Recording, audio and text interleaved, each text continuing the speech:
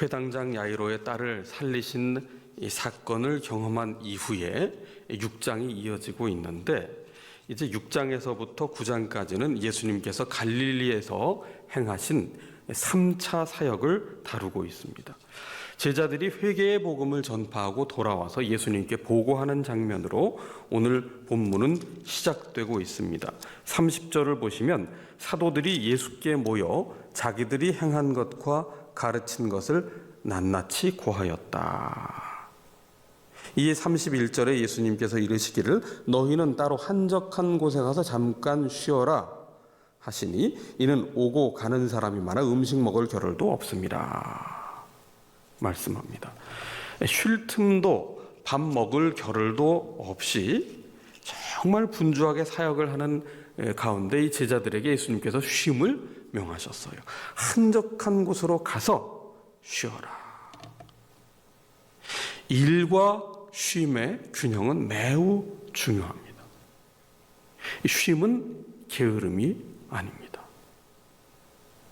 영과 육이 쉬지 않으면 탈진을 하지요. 그러니까 탈진하면 나타나는 증상이 뭡니까? 사람이 예민해져요. 그래서 작은 일에도 짜증을 내고 불평을 냅니다. 그런데 이 탈진은 사실 헌신의 증거가 아니에요. 탈진할 만큼 일했다는 것은 일을 잘 못했다는 겁니다. 일과 일 중독은 다르죠. 우리가 성실히 일하되 일 중독에 빠지는 것, 이거는 결코 좋은 것이 아닙니다. 게으름과 마찬가지로 이것도 안 좋은 것이죠. 그래서 32절에 보면 이에 배를 타고 따로 한적한 곳에 갔다. 그런데 33절에 문제가 생겼어요. 그들이 가는 것을 보고 많은 사람이 그들인 줄 안지라 모든 고을로부터 도보로 그곳에 달려와 그들보다 먼저 갔더라.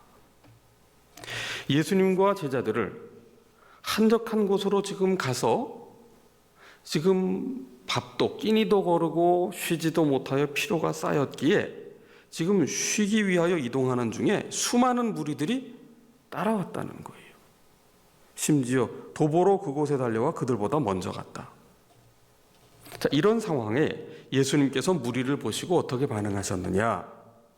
34절을 보시면 예수께서 나오사 큰 무리를 보시고 그 목자 없는 양 같음으로 인하여 불쌍히 여기사 이에 여러 가지로 가르치셨다 말씀하십니다.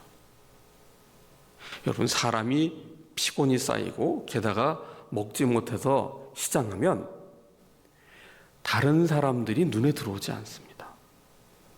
그런데 예수님께서는 무리를 보시고 어떻게 반응하셨느냐?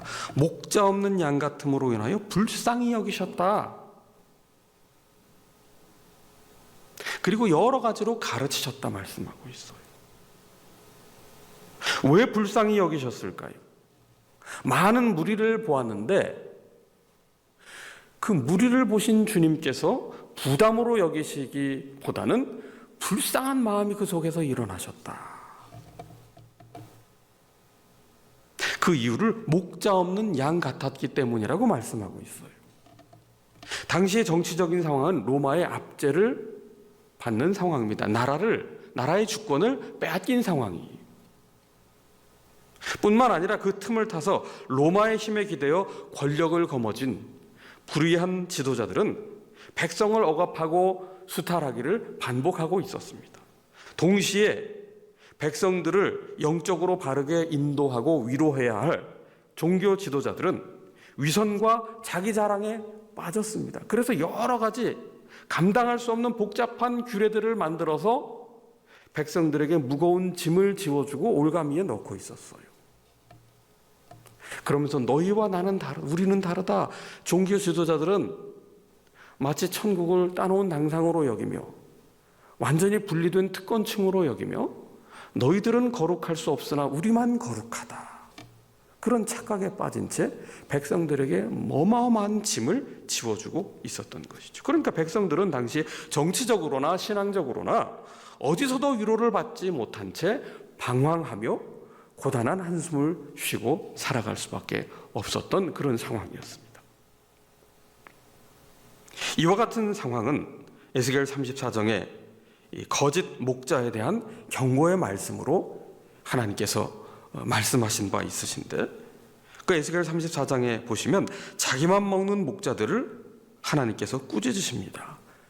에스겔 34장 4절에 보시면 거짓 목자들을 이렇게 책망하시죠. 연약한 자를 강하게 아니하며 병든 자를 고치지 아니하며 상한 자를 싸매주지 아니하며 쫓기는 자를 돌아오게 하지 아니하며 잃어버린 자를 찾지 아니하고 다만 포악으로 그것을 다스렸도다.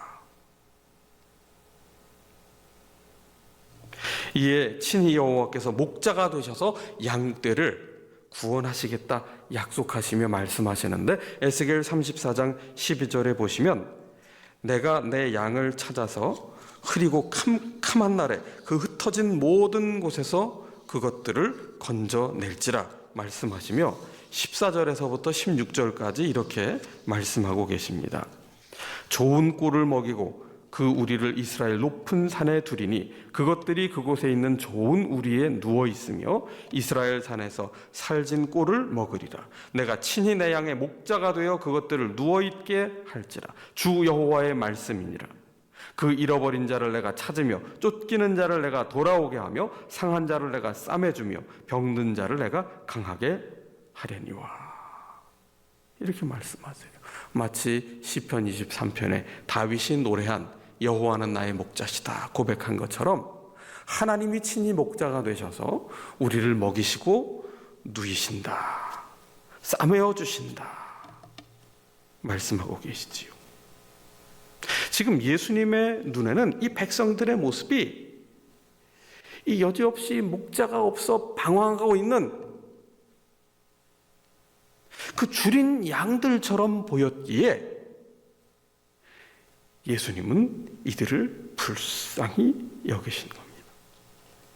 그래서 주님께서는 이 백성들을 불쌍히 여기는 마음으로 이들에게 말씀을 먹여주셨어요. 가르치셨습니다. 저녁이 될 때까지. 그리고 줄인 백성들에게 육의 양식을 먹여주심으로 참 목자 되신 분이 주님이시다, 이분이 바로 메시아시다 하시는 것을 보여주셨습니다. 오늘 본문 34절을 보시면 그 말미에 여러 가지로 가르치셨다. 이 백성들을 보시며, 목자 없는 양 같은 백성들을 보시며 불쌍히 여기시며 가장 먼저 하신 것이 뭐예요?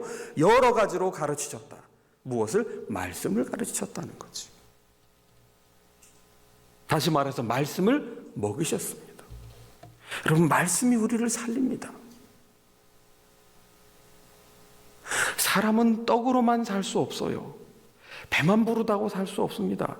하나님의 입으로부터 나오는 말씀을 받아 먹어야 살 수 있어요. 그래서 복된 사람은 누굽니까? 주의 은혜의 강가에 뿌리를 내리는 그 나무처럼 하나님의 말씀을 공급받아 밤낮으로 그 말씀을 읊조리며 살아가는 사람, 묵상하는 사람. 여러분, 말씀이 우리를 살리지요. 왜 우리가 음식을 먹습니까? 살기 위해 먹는 거예요. 그렇게 말씀을 꾸준히 먹는 훈련을 하십시오. 목자가 베푸는 그 은혜를 받아 누리는 길이 뭐냐 하면 말씀을 꾸준히 먹는 겁니다. 지난주에 루틴의 힘에 대하여 말씀을 드렸어요. 꾸준함의 힘. 말씀이 때로는 딱딱하게 여겨질 때도 있고 때로는 소화가 안 되는 것처럼 여겨질 때도 있지만, 또 말씀을 먹었는지 안 먹었는지 별 차이를 모르겠다. 아로나민 골드는 먹은 날과 먹지 않은 날에 차이가 있다고 그러는데 말씀은 먹어봐야 잘 모르겠다. 속단하지 마시고 꾸준히 드셔보세요. 꾸준히. 여러분, 영성훈련은 어찌 보면 이 다이어트하고 상당히 비슷합니다. 다이어트는 본래 안 먹는 게 아니고 균형 잡힌 식단을 아주 고르게, 그리고 꾸준히 규칙적으로 먹는 거잖아요. 너무 과하게 먹지 않는 거잖아요. 이게 쉽지 않거든요. 많이 먹었다 적게 먹었다를 반복하니까 요요 현상이 나오고, 또 다이어트를 신년 초에 건강을 위해 하겠다고 제일 많이 시도하지만 제일 많이 실패하는 게 다이어트인데, 영성훈련도 마찬가지. 영양식을 얼마나 우리가 꾸준하게 골고루 지속적으로 중단하지 않고 먹느냐. 이 꾸준함을 이길 장사는 없는 거죠. 말씀을 꾸준히 드십시오. 그것이 우리를 살립니다. 그렇게 말씀을 가르치시다가 어느덧 때가 저물었습니다. 35절에 때가 저물어가며 제자들이 예수께 나와 여짜오되 이곳은 빈들이요 날도 저물어가니 무리를 보내어 두루 촌과 마을로 가서 무엇을 사 먹게 하옵소서. 제자들이 얼마나 판단이 빠릅니까? 빈들이고 날도 저물어가고 시장한데 마을로 가서 무엇을 사 먹게 하옵소서. 제자들도 지금 줄인 배를 안고 있습니다. 피곤합니다. 그런 상황에 지극히 현실적이고 합리적인 판단을 한 거예요. 그런데 예수님은 뜻밖의 말씀을 하십니다. 37절에 대답하여 이르시되 너희가 먹을 것을 주라. 제자들이 적지 않게 당황을 했을 것입니다. 왜냐? 자기들도 지금 줄인 배를 움켜쥐고 먹지 못했는데 이 많은 무리를 어떻게 먹인단 말인가? 그 순간 계산을 해보니 37절 중반에 여짜오되 우리가 가서 200데나리온의 떡을 사다 먹이리까? 200데나리온 노동자의 200일치 품삯입니다. 하루를 10만 원으로 친다면 이건 2천만 원이에요. 그 정도쯤 되는데 우리가 이 정도 비용 감당할 수 있겠습니까? 그런 질문입니다. 그렇게 본다면 예수님께서 제자들에게 너희가 먹을 것을 주라 하신 이 말씀은 상당히 제자들에게 부담을 주는 말씀이었다. 그렇게 생각될 수 있고요. 또 한 가지는 아니 예수님께서는 왜 제자들에게 이 많은 무리를 먹일 책임을 전가하고 계신가? 그런 생각도 들 법합니다. 그러나 예수님께서 제자들에게 너희가 먹을 것을 주라고 말씀하신 것은 그런 의도는 아니었습니다. 방금 5장에서 3차 사역이 시작되기 바로 직전에 우리는 무엇을 묵상했습니까? 회당장 야이로의 죽었던 딸을 예수님께서 친히 살리시는, 달리다 굼 하시며 살리시는 그 현장을 우리가 말씀을 통해 목격했어요. 죽은 생명도 살리시는 생명의 주관자 되시는 그 예수님이심을, 그분이 바로 메시아이심을 제자들은 두 눈으로 똑똑히 보았습니다. 바로 예수님께서는 너희가 먹을 것을 주라 말씀하시며 이것을 의도하신 거예요.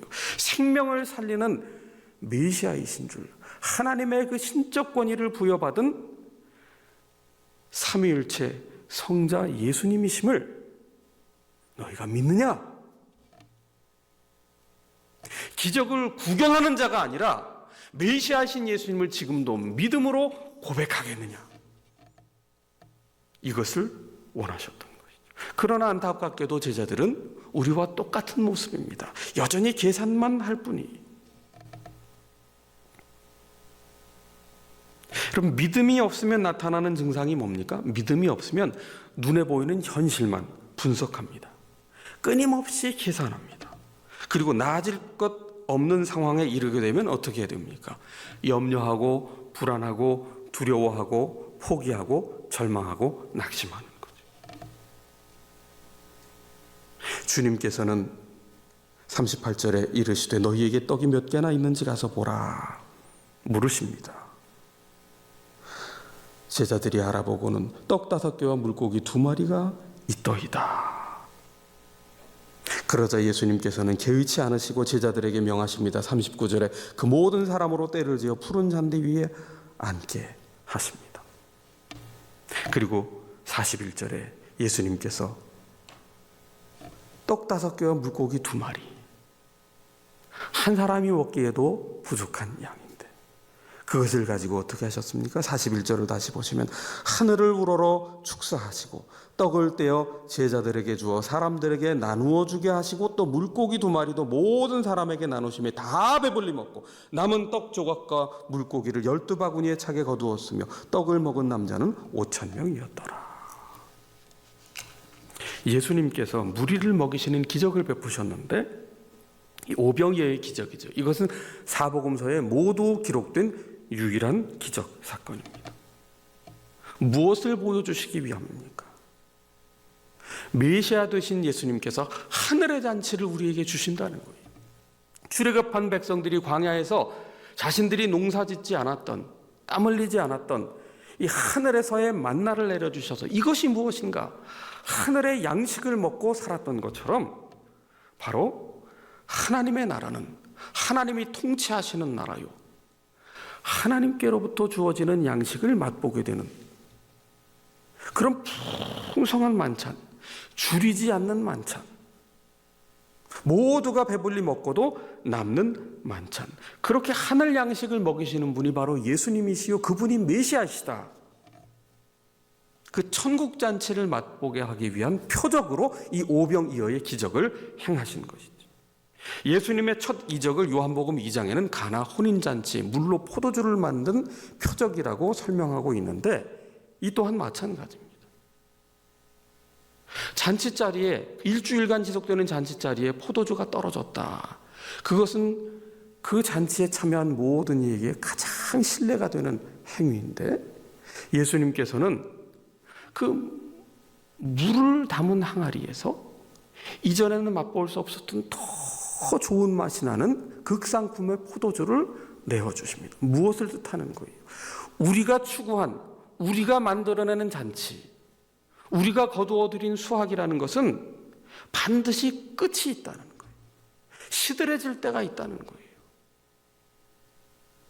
한계효형 체감의 법칙이 적용된다는 거예요. 그래서 우리가 점점점 무엇을 먹어도 감흥이 없어지는 거예요. 나중에는 입맛을 잃는 거예요. 산의 진미 별미를 다 맛보아도 결국에는 아무런 느낌이 없잖아요. 근데 주님께서 우리에게 베푸시는 잔치는 어떠합니까? 갈수록 더 깊은 맛이 나는 거예요. 이게 하늘잔치, 메시아께서 우리에게 주시는 천국잔치의 비밀입니다. 누가복음 15장에 잃어버린 아들을 찾은 그 아버지, 하나님 아버지께서 무엇을 하십니까? 그 아들을 책망하는 것이 아니라, 벌 주는 것이 아니라 끌어안고 잃어버렸던 아들, 죽은 줄 알았던 아들이 다시 살아왔다. 잔치를 벌입니다. 상속자로서의 그 자격을 인정해주고 있는 거예요. 천국은 이와 같은 것입니다. 이 세상에서 맛볼 수 없었던 그 파장 분위기의 인생에 비할 수 없는 놀라운 기쁨의 잔치를 우리에게 베풀어 주신다. 목자 되신 주님은 어떤 분이십니까? 줄인 우리를 보시고 불쌍히 여기시고 그리고 우리에게 하늘 잔치를 베풀어 먹여주시는 분이시다. 그분은 우리를 찾아오십니다. 다시 말해서 우리는 목자에게 발견된 존재예요. 잃어버린 양 한 마리를 찾아 발벗고 그 밤을 헤매이며 그 한 마리를 찾아 어깨 위에 메고 오는 그 목자의 심정처럼 목자 되신 주님은 우리를 불쌍히 여기시고 우리를 찾아오셔서 우리에게 하늘 양식을 베풀어 주시는 분이시다. 그래서 믿음이란 무엇이냐? 믿음이란 우리가 애쓰는 게 아니에요. 애쓰는 게. 우리에게 찾아오셔서 이 하늘의 양식을 베풀어 주시는 하늘 식탁에 마주 앉게 하시는 그 하나님의 무조건적인 사랑에 아멘으로 응답하는 거예요. 그 잔치에 참여해서 먹고 마시는 거예요. 그게 믿음이라고요. 여러분, 세상 종교는 어떻습니까? 세상 종교는 내가 신을 달래야 합니다. 구설할 때 신이 노했다 하면 어떻게 합니까? 집도 팔고 땅 문서도 다 내주는 거예요. 내가 신을 달래서 신을 먹여야 합니다. 그래야 응답이 되는 거예요. 그리스 로마 신화에 나타나는 그 신, 사람이 만든 신, 거기에 나오는 신은 끊임없이 신의 비위를 맞춰야 돼요. 그리고 신이 인간을 대하는 자세는 어떻습니까? 노예로 종으로 부리기 위해 군림하는 존재예요. 그러나 하나님은, 창조주이시며 구원자신 하나님은 우리를 살리시기 위해 십자가의 독생자 예수 그리스도를 산제물로 내어주시기까지 끝까지 희생하시고 끝까지 사랑하신 분이십니다.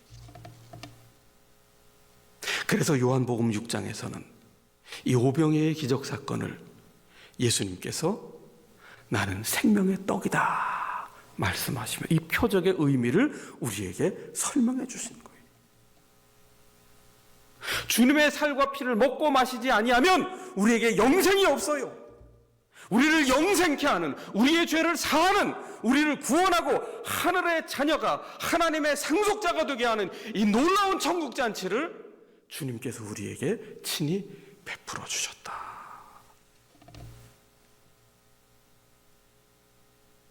그러므로 우리는 하나님을 신뢰해야 되는 거예요. 우리에게 조건 없이 사랑을 베푸시고 천국 잔치를 베풀어 먹여주시고 살리시는 그 하나님의 은혜, 그것을 참여하는 길이 바로 믿음. 주님이 나의 목자십니다. 이 믿음에 반대되는 것이 무엇입니까? 자기를 신뢰하는 거예요. 자기를 신뢰하는 게 뭡니까? 여전히 내가 의로운 사람 되고, 내가 착한 사람 되고, 내가 거룩한 사람이라고 하나님께서 베푸신 은혜보다 내가 가진 자원을 더 주목하고 그것을 돋보이려고 힘쓰는 사람. 그래서 하나님보다, 하나님이 행하신 일보다 나 자신에게 더 관심을 두고 살아가는 사람. 그게 불신앙이에요. 자기를 집중하며 살아가요. 그리고 내가 하는 일을 이루기 위해 하나님을 이용해요. 그게 불신앙입니다. 그에게 하나님은 어떤 존재입니까? 알라딘의 요술램프지요. 때마다 일마다 필요한 일이 있을 때면 비비는 겁니다. 비나이다, 비나이다. 내 소원 들어달라고. 그럼 믿음의 본질이 뭐냐? 믿음의 본질은 자기중심성에서부터 주님이신 그리스도 중심성으로 삶의 중심이 옮겨가는 거예요. 바울의 표현을 빌리자면 내 안에 사는 것이 이제는 그리스도 예수시다. 그분이 나의 주님이시다. 여러분, 신앙생활의 성패는 어디에 달려 있느냐? 예수 그리스도를 믿느냐, 나를 주목하며 나를 믿느냐. 그래서 믿음이 중요한 거예요. 믿음이. 내가 착하게 살아야 되고, 내가 의롭게 살아야 되고, 내가 거룩하게 살아야 되고, 내가 바르게 살아야 되고, 그렇지 못해서 한국교회가 손가락질을 당한다고 말씀하시는데 아니에요. 믿음이 없었어요. 믿음이 없었어요. 아무 자격이 없는 우리에게 하늘잔치를 베푸시는 그 하나님의 은혜를 입었으니 이제는 내가 하나님만 신뢰하겠습니다. 더 이상 나에게 집중하지 않겠습니다. 내 문제에 매이지 않겠습니다. 하나님을 주목하는 거예요. 하나님의 영광을 바라보는 거예요. 그게 믿음이에요. 우리가 정말 예수 그리스도를 나의 주님으로 믿으면, 내 삶의 중심을 예수 그리스도께로 고정하면 그 믿음 안에서 성령님이 나를 끌어주세요. 견인해 주세요. 나를 어느 순간 착한 심성 되게 해주시고 우리를 거룩한 사람 되도록 이끌어 주시는 거예요. 이런 믿음이 중요한 거예요. 믿음이 먼저인 거예요. 목자 되신 주님께서 우리를 불쌍히 여겨주셨어요. 불쌍히 여겨주셨습니다. 그래서 우리를 하늘 잔치에 참여하는 하늘 백성 되도록 친히 산재물, 친히 생명의 떡이 되셔서 우리를 먹이시고 우리를 살리셨습니다. 이 혼돈의 때, 이 혼란의 때 우리에게 이 목자의 마음이 필요합니다. 여러분, 마스크를 구하기 힘들어 우리의 생년월일을 확인해서 그 약국에 가야 되는데 약국에 줄 선 모습을 보셨지요.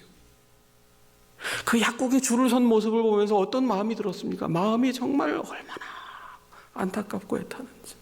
한 생명 한 생명 이 전염병으로부터 생명을 지켜내기 위한 그 안타까운 몸짓 아니겠습니까?